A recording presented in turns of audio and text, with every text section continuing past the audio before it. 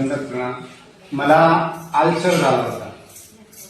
त्या अल्सरमध्ये डॉक्टरनं चेक केला तर पोटामध्ये छाले पडलेले आहे असं सांगितलं.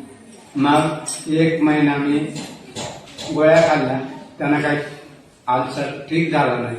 मला जेवण केल्यानंतर अशी उलटी व्हायची, म्हणजे पोटामध्ये अन्न राहत नव्हतं.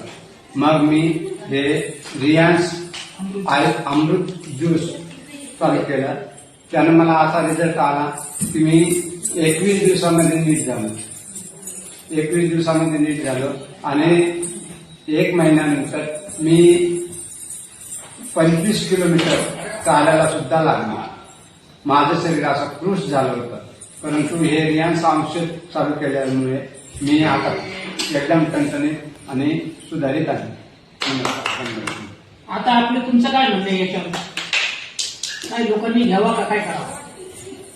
मला असं वाटतंय सर्व ज्यांना आजार नाही त्यांनी सुद्धा